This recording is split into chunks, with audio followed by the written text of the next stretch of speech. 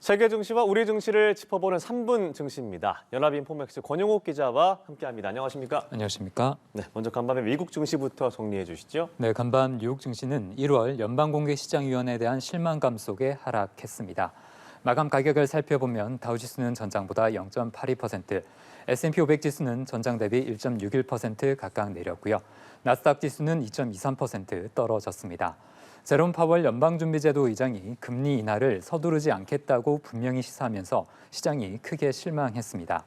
파월 의장은 FOMC를 마친 뒤 기자회견에서 3월 회의까지 기준금리를 인하할 시점이라고 자신할 수 있는 수준에 도달할 것으로 보지 않는다고 했는데요. 인플레이션에 대해서는 자신들은 승리를 선언하지 않고 있으며 여전히 갈 길이 남았다고 평가했습니다. 파월 의장은 지난 6개월간의 인플레이션 지표가 충분히 낮지 않다는 게 아니고 충분히 낮다고 말해 연준이 인플레이션 둔화의 지속성에 방점을 두고 있음을 강조했는데요. 연준이 물가 목표 달성의 중요 참고 자료로 삼는 개인 소비 지출 PCE 물가 상승률은 지난해 12월 2.6%까지 낮아진 바 있습니다.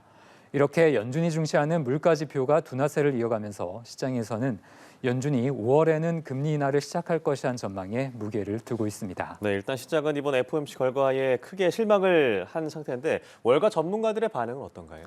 네, 전문가들은 앞으로 연준이 인플레이션 둔화세를 확실하게 확인하기를 원하는 것 같다고 평가했는데요. 연준이 금리를 영원히 높게 유지하기를 원하지는 않지만 그렇다고 조기에 인하해서 인플레이션을 다시 급등하게 하는 위험도 원하지 않는 것으로 보인다고 분석했습니다. 연준이 신중한 모습을 보이면서 금리 동결 기조가 몇 개월은 더 이어질 것이란 관측이 나오는데요.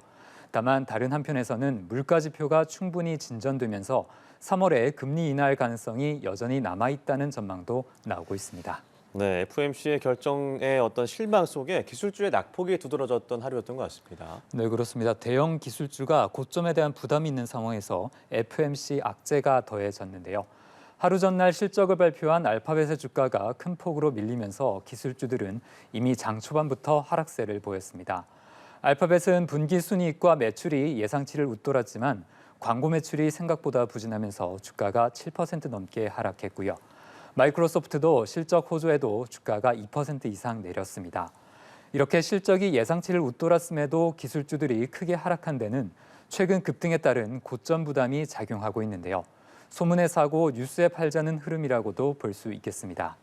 다른 눈에 띄는 종목으로는 뉴욕의 한 지역은행 주가가 폭락하며 은행주 전반에 악재가 됐는데요. 지난해 파산한 시그니처 은행을 인수한 뉴욕 커뮤니티 뱅코프 주가가 40% 가까이 폭락했습니다. 보잉의 주가는 분기 손실이 예상보다 작았다는 소식에 5% 넘게 올랐습니다. 네, 그럼 오늘 코스피는 어떨까요? 네, 어제 코스피는 미국 FOMC에 대한 관망 속에 소폭 하락했습니다.